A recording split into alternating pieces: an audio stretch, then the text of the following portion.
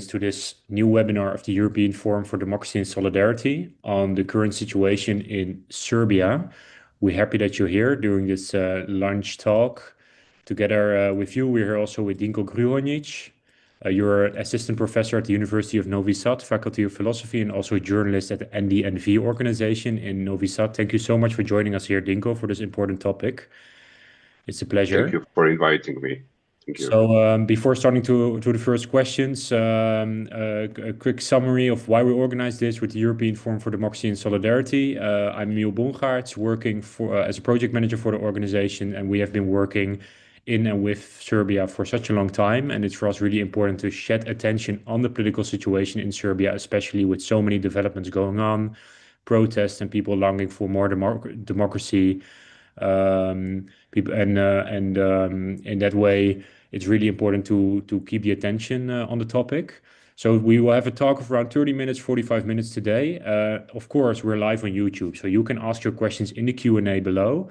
Please do so. Ask your questions to Dinko here, and I will put them forward in this chat. So without further ado, Dinko, maybe to start with the first question, can you give us kind of a short recap of what happened in the last few months? How has the student movement evolved in the last time? What's the current atmosphere in Serbia? Okay, thank you, Emil, for the question. So the student movement in Serbia has undergone a very significant transformation over the past few months. That movement began as a spontaneous reaction to a tragic event here in my home city, in Novi Sad. That's the second largest city in Serbia and the capital of northern province, Vojvodina. So in that tragic event, the collapse of the canopy at the railway station in Novi Sad killed 16 people. And it very quickly developed into society-wide movement. It was happened on November 1st, 2024. At the beginning, the protests were focused on responsibility and determining guilt. However, as time passed, the students increasingly recognized that this tragedy was not only an isolated incident, but rather a symptom of systemic corruption here in Serbia, collapsed institutions and the captured state. What is particularly important from my point of view is that the movement has in the meantime matured both organizationally and politically. Students have developed horizontal structures, avoided co-optation by political parties, and maintaining the high level of legitimacy in the domestic public. In that sense, the movement is no longer only reactive. It has become a political actor in itself, although it formally refuses to transform into a political party. But we will see. The student movement, on the other side, and which is the most important thing, has awakened society from deep apathy and disappointment in which it found itself.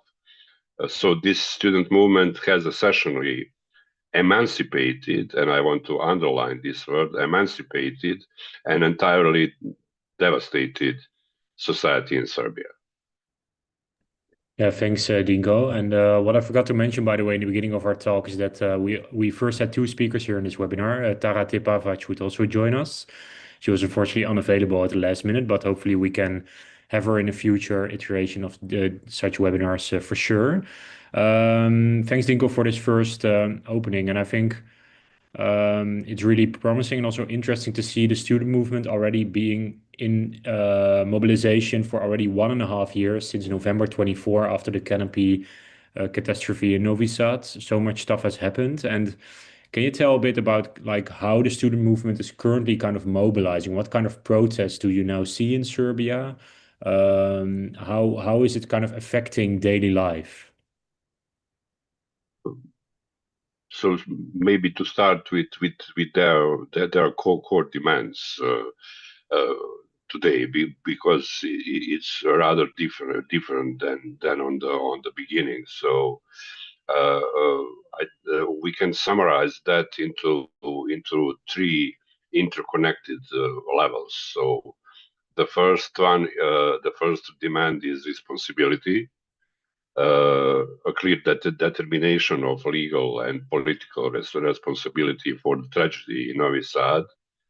The second is the rule of law and the independence of institutions, including an end to political pressure on the judiciary, the media, and universities also.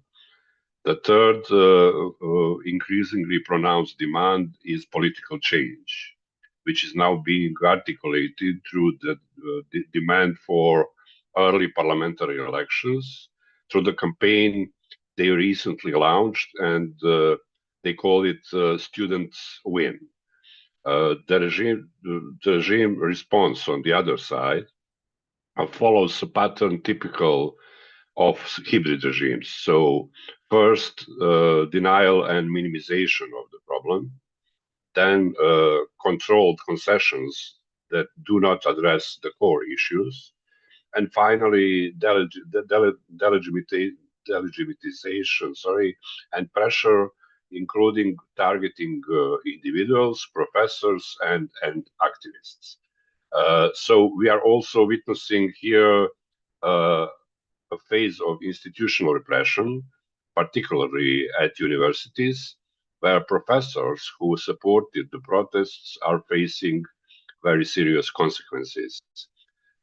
In other words, the regime is unsuccessfully trying to absorb and neutralize the protests, but is not responding to their core demands. So we have here absolutely polarized society. Yeah, so as you clearly indicate, like the protests are still going on a daily basis, going on, and the reply of the Serbian government regime is not doing anything with these demands, like for example, early elections or fixing, for example, the media monopoly that the government has, but rather cracking down on the students and on the professors and on the universities.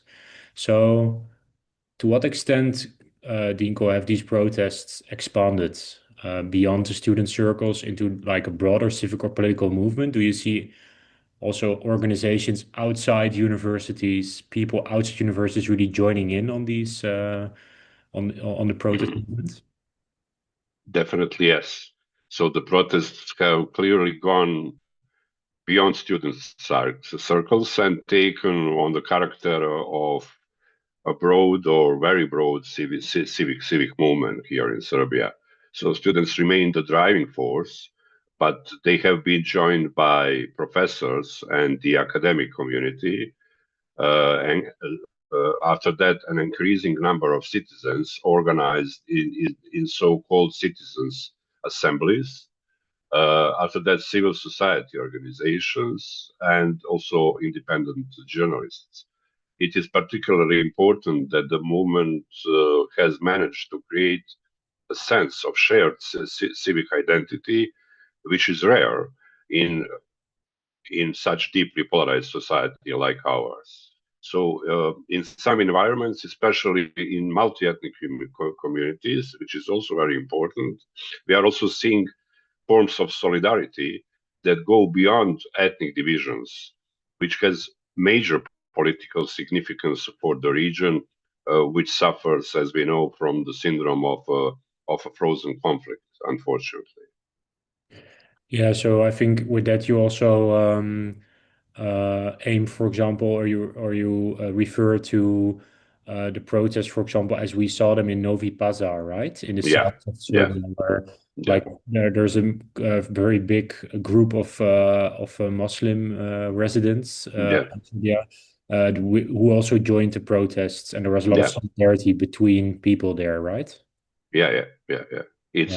It's very important solidarity, because that region in Serbia, on the south, was, during 90s, during the wars here in Yugoslavia, was also hardly repressed by Milosevic regime. So they felt and isolated completely, because of that. So this moment of student solidarity between that region with the other university centers, or literally between young Bosniaks and young Serbs, is something which is not only very emotional for us, but it is very very important in their in youngsters' vision of the future of this region, because probably they are sick and tired, of those trauma which we transferred as older generation to them, even though they weren't born in 90s, but they still suffer, the consequences of that nationalistic and chauvinistic politics in Belgrade. Yeah, exactly. Exactly. And through that lens is also, of course, we can understand maybe a bit better also why in the region throughout Western Balkans, people really look to these protests also with a lot of Yeah, interest. Also, people are also very much inspired there of this younger generation finding this solidarity, people that were born after the 90s, of course. So that's yeah. indeed very special to see. Um, Maybe like one of the core demands, of course, as you also indicated, of the students has been quite since the beginning, next to really having justice and accountability for what happened in Novi Sad and what's happened also in similar corruption cases throughout Serbia in recent years. One of the core demands has been early elections. Yeah. And at the moment, it doesn't seem still, as far as I understood, that the current biggest party in Serbian parliament, the party of President Aleksander Vucic, the SNS party, that they are keen on having these early elections. So they're scheduled, I think, for 2027, December 2027 at the latest. So given like the current situation, how realistic is the prospect of these early elections, and what conditions do you think should be met for those elections to occur in a good way? Mhm. Yeah. Uh, at this moment, early elections are possible but not certain. So, in Serbia's political system, elections are not called solely based on institutional logic, but primarily according to the political calculations of the regime.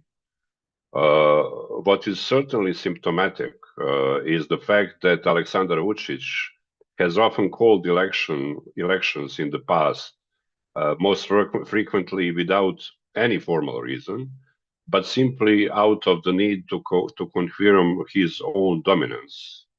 Since he is now avoiding calling elections, this is, I think, a fairly reliable sign that in public opinion polls, he's performing poorly. So, for elections to take place, a continuation of significant and continuous growth of social pressure is the main precondition. So, students are currently pushing the process more and more strongly in that direction. These elections will be neither free nor fair, but in Serbian society, there is an increasingly strong referendum like atmosphere, similar to the one in Hungary. In such an atmosphere, regardless of the increased repression of the regime, vote theft, the import of sorry, the import of voters from neighboring countries, vote buying, the use of thugs and the police against citizens, the regime has no chance of winning in such referendum atmosphere.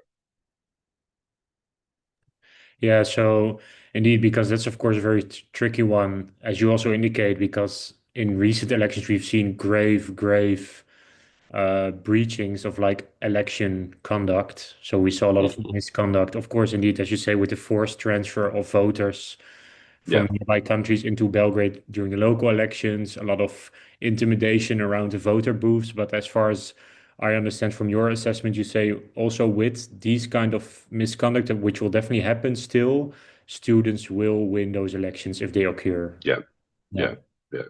And at the moment, is the outlook that the students will also have one list together if they go into elections? Is that kind of the strategy now, or is that still unclear? Uh, it is still unclear, not because of the students, but because of the opposition parties. So, if you ask me, and from my point of view, I think, as I said, that we really need, that kind of referendum atmosphere. So, just like TISA in Hungary, uh, uh, because that's the only way, uh, to defend election results, and that's the only way to have, enough enough percents on your side. So uh, opposition parties, we will see. So some of them said that they will not run on the elections and that they will, give every possible help to students. Some other parties are not sure about that decision, especially those right-wing parties, opposition parties. But in such referendum atmosphere, if you go at the elections, like for instance that silly party, or better to say the party with silly name in Hungary, who decided to go to the elections and uh, uh, uh, won only 1% of voters. So that's that that's for sure, a highway to hell for the for these opposition parties, because they will not won enough votes for to be up to election consensus. So that's a kind of political debt for them. So I know that we need political parties, and I know that we need also opposition political parties. I'm not an anarchist, but still, if you have those polls who are for sure, claim that people simply don't believe to those opposition politicians, it's very clear signal for them what to do. So if I were them, I will decide not to go, and that kind of decision will be a kind of investment on their own political future for the times when we established, conditions for fair elections and institutions not to be captured. But we will see. I think the solution for beating this awful regime is uniting around one list, led by students, or better to say, people who are students candidates, because none of the students will be on their list. So maybe Rector Jokic or some person like him who is brave enough to become a leader. So we also need a leader of that moment, because we are such country. We have a tradition, very long tradition of authoritarian heritage, and we need some strong persons to confront Vucic. Yeah, clear answer. And indeed, of course, never possible to look. Yeah, you can try to look into a crystal ball, but it remains a crystal ball. So what will happen with the election are difficult to predict. But in the end, the opinion polls indeed do say a lot about the support for the student movement, which is a thing to very much rely and get trust from. And are the plans of the student movement still similar in a way that I think last year they also kind of presented it as if there would be elections and they would win, they would do kind of this year of bringing Serbia back with the strong institutions, with kind of the conditions for multi-party democracy and strong institutions, and then have another round of elections where you have like a broad array of parties Yeah, taking part. but even though I don't think so that 1 year is enough, Oh, it's really short, yeah. because we have such a lot of problems that you can't solve those problems just for a year. Yeah. It's not possible. Yeah, and as you said, the situation and then the results in neighboring Hungary has been probably quite an inspiration, right? To Yeah, have yeah, this opposition party uniting, a lot of forces uniting behind Magyar. Some forces also that do not agree per se with his policies, but do really want to have a political change in the country, which happened. So in that sense, yeah. indeed, it's quite inspirational. Yeah. Yeah, because also TISA movement is only 2 years old. Mhm. It's completely new movement, even though Magyar was also kind of political partner of Mr. Orban, but still, it, it is a recipe. I'm pretty much sure also for Serbia. Just to maybe it sounds like a joke, but because in Hungary they have TISA, we can have Danube.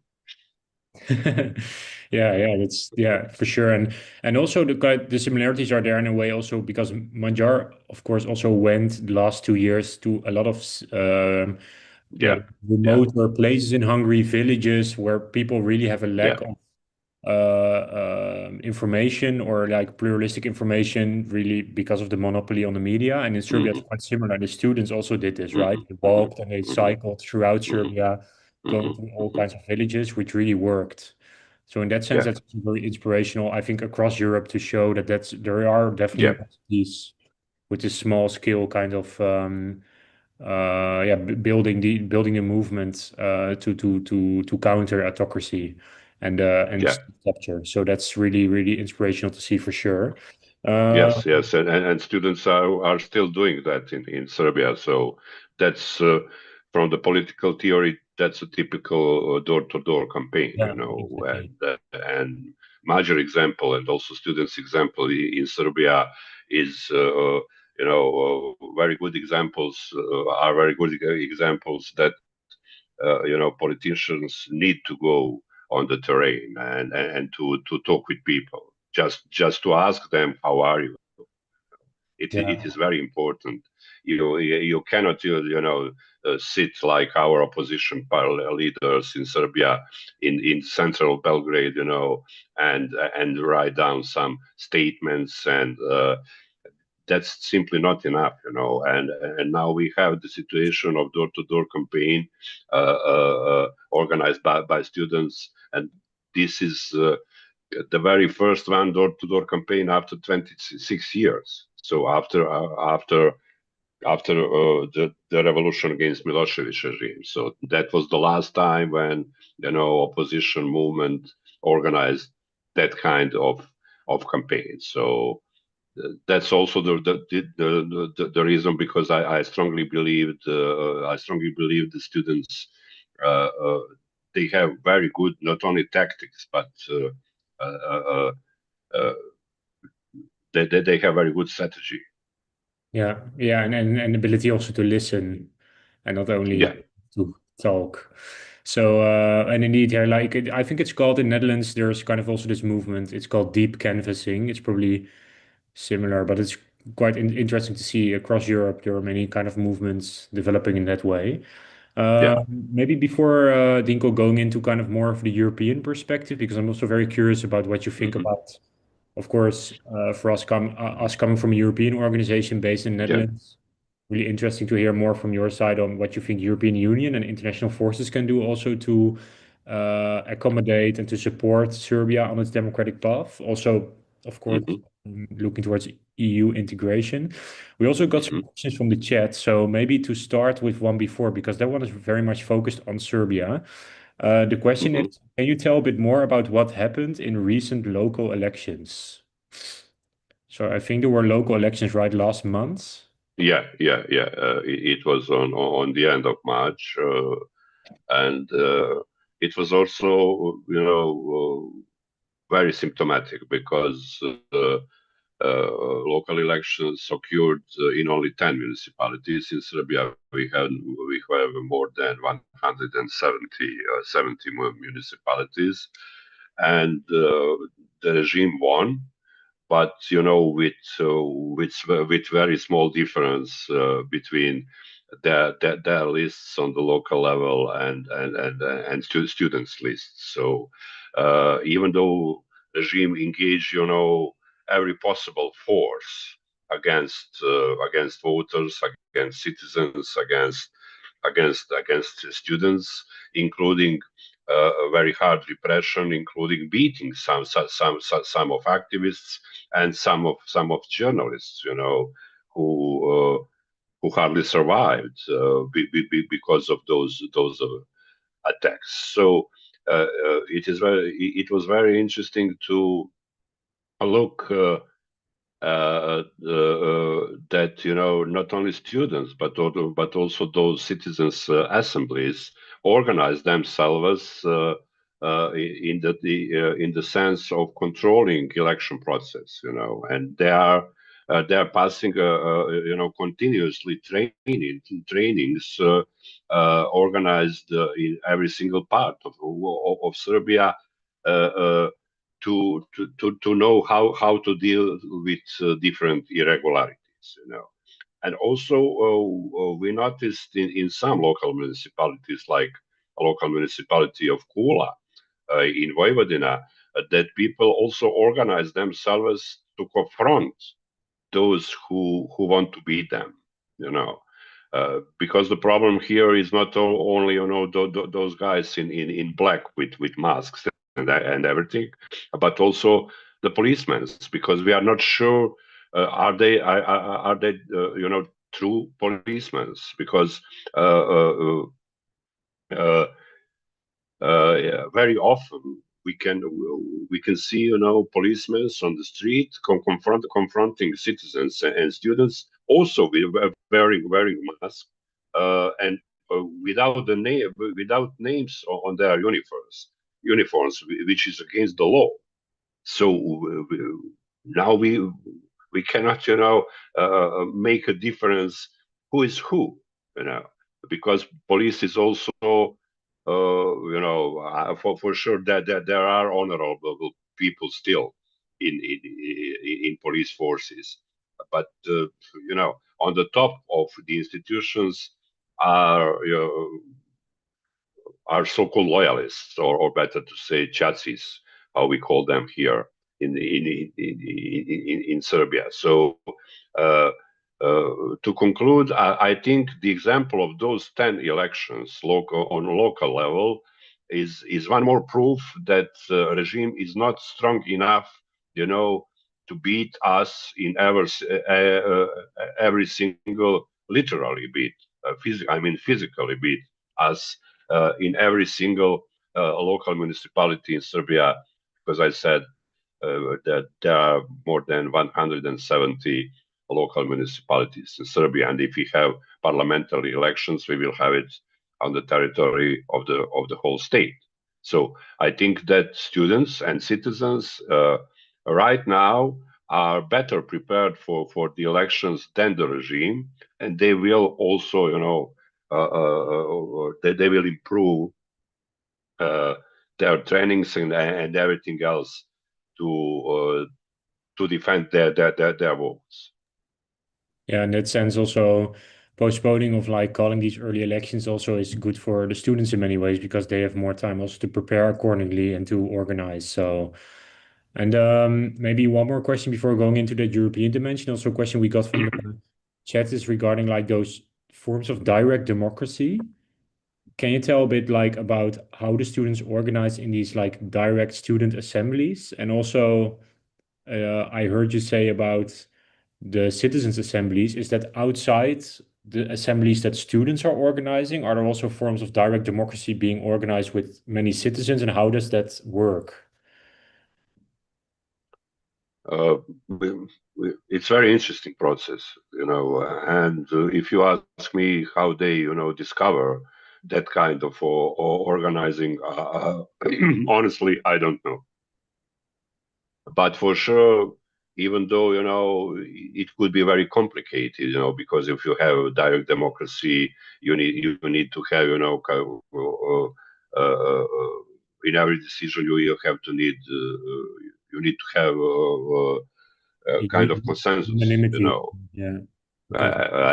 and such approach slowing things, and it could be, complicated, but still, uh, probably that's the best legitimacy for the whole movement, not only a student movement, but also those citizens assemblies, because those movements are grassroots movements. They are really from the ground of the society, from the base of the society, and uh, uh, uh, and that's the reason because they are successful. Because on one hand you have political parties, position or opposition parties, who who simply ruin their chances and disappoint citizens. And on the other hand you have that kind of direct democracy, which will grow up, I think so, uh, in pragmatical political movement, but from the base. So it's not up to down, but down to up, and I think that approach is kind of guarantee for their legitimacy. Yeah, and also very special to see because these forms of direct democracy, like there are so many pilots and things and people trying to organize this across Europe, and it's often quite difficult to get the kind of legitimacy and basis for it. But if it really happens from the bottom up and just people organize and sit together, you build the power also just from yourself, kind of, which is really special to see. And probably also for you, like as an associate professor in philosophy, like it's really special kind of seeing those forms of direct democracy also, being coming back, and they've been forms of government for people already for thousands of years. So and remain to see that remains effective is quite special, I would say. So Yeah.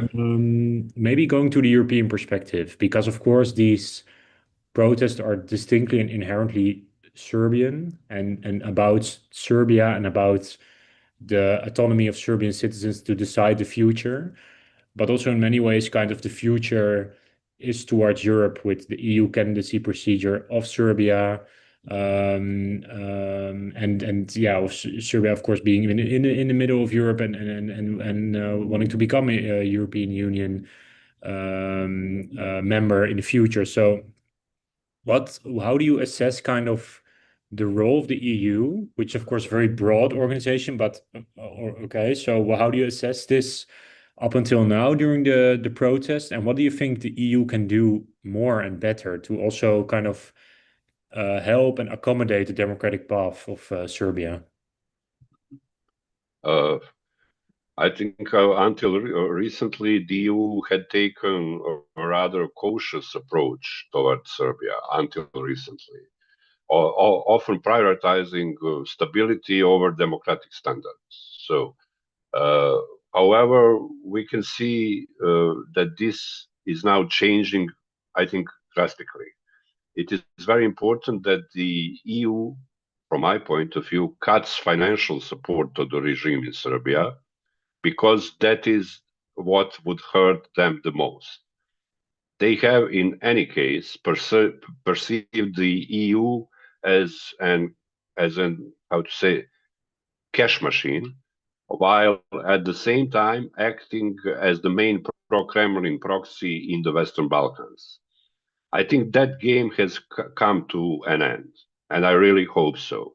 So, cutting off funds would not only be a financial blow to the regime in Belgrade, but also a clear political message, for example, to foreign investors, that it is risky to invest in Serbia while this regime is in power.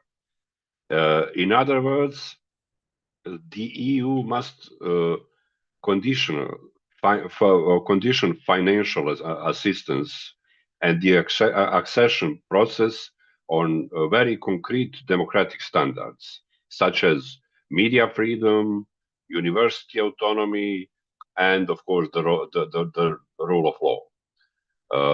Furthermore, funds from these sources should be, from my point of view, of course, redirected into direct support for independent actors like civil society, independent media, autonomous academic networks, and initiatives such as the student movement and citizens' assemblies. Uh, However, it is important to emphasize changes in Serbia, just as you said, will primarily come from within society, not from outside. But the EU can support that process, even though it cannot replace it. Yeah, exactly. And it's very clear, of course, what you say, like the conditionality and the financial measures, because there are still funds going into Serbia without too much strings attached. It has become less, I think, in Yes. recent years, also, especially under Commissioner Marta Kos, who has become, I think, more Yeah. stringent, much more stringent than what was happening before under the former Commissioner for Enlargement. But still, there's stuff left to be done. But indeed, the statements at the moment, also especially from Commissioner Kos, have become better, also in support of the rule of law in Serbia. I think indeed. And maybe one follow-up question from my side. And by the way, to the audience, if you would have any questions to Dinko, still, this is the time, because this will be the final question from my side before rounding off our webinar. So looking towards like the broader region, we see especially Albania, Montenegro setting quite big steps towards EU membership. What do you think like this also can play a role for Serbia, seeing that like neighboring countries such as Montenegro, for example, are setting like big steps towards membership while Serbia isn't able to do this? Do you think that would play a role towards Serbian, towards people in Serbia, towards the government, etc.? Do you think that plays any role, like seeing neighboring countries moving towards EU at the moment? Uh, from my side, from the regime side, better to say, approaching of Montenegro to the EU makes them very, very nervous, because from their perspective, Montenegro is a part of so-called Serbian world, which is synonym for Russian world. So, and which is synonym for that nationalistic policy of greater Serbia. So, and we can notice, that a regime is very nervous as Montenegro approaching to the EU. So that's one thing. On the other side, Montenegro's accession to the EU could help Serbia because it would create kind of regional demonstration effect. So showing that EU membership is still achievable for Western Balkan countries, and that could restore some credibility to the enlargement process, which is in very big crisis, which has been and it can produce the potentially increased pressure on Serbian authorities to accelerate reforms. But I don't think so that it is possible for with this regime. So. Second, Montenegro inside the EU would likely raise, let's say, standards across the region through economic ties, regulatory alignment, and cross-border cooperation. Serbia would be exposed to stronger rule of law frameworks, market rules and institutional practices. So that's the kind of soft pressure, and this kind of soft pressure can be quite influential, especially in areas like media freedom, which is very important, especially for people like me, judiciary independence, and anti-corruption policies. So if Montenegro progresses while Serbia stagnates, it could sharpen the contrast between the two countries' trajectories, and that might influence both domestic public opinion in Serbia and the EU's approach toward Belgrade, making conditionality of approaching more explicit. Yeah. Yeah, and it can also make the kind of conditionality stronger in a way, because if you adhere to the conditions, it's also clear that you can achieve something. And the conditions can be very clear, like indeed on the media freedom, the regulation on electronic media, I think, which is a big one in Serbia, the REM. Yeah. I think it's like on the regulatory body of media, which is like fully controlled by government at the moment, and also electoral independence. Like there are so clear recommendations by OSCE, ODIHR, and by the European Union about what should be done regarding the elections, and this is just as clear cut, like what should happen. So these conditions can also be set probably quite clear. But that, yeah, indeed, that's a very clear answer also, Dinko. So that should not be underestimated, the role of countries, neighboring countries, going towards EU, such as Montenegro. I think we went, yeah, to our questions quite effectively, but yeah, of course, this is not the end of our conversation. I think we should keep this going because there's so much happening in Serbia and there are so many developments. So let's keep in touch in the coming months. In the meantime, like Diego, is there anything else you would like to share with the audience? Now we're still here, maybe something you still wanted to say or wanted to share with us before leaving? I think well, I speak too much. Well, I'm just kidding. Okay. yeah, there's no other choice if you're the only speaker, right? So next Yeah, time yeah, we'll yeah. try to have more, but that will for sure be no problem with the attention also that Serbia deserves. Thanks so much, Dinko, for this. We see like day-to-day protests in Serbia since November 24. And I think, as you also indicated clearly, also with the forms of direct democracy, the protests, the students, the younger generation, it's very inspirational and important to keep the attention on. It's something that's happening in Serbia, but it's also very close to the heart of Europe and kind of the way democracy and rule of law should be defended and should be organized in Europe. So it's an inspiration, I think, for throughout the continent and throughout the world, actually. So thanks so much for sharing a bit of information on that. Let's keep in touch. And also to the audience, thank you so much for joining today and hopefully see you at the next webinar. So bye-bye. Thanks, Dinko. Okay. Thank Oh. you.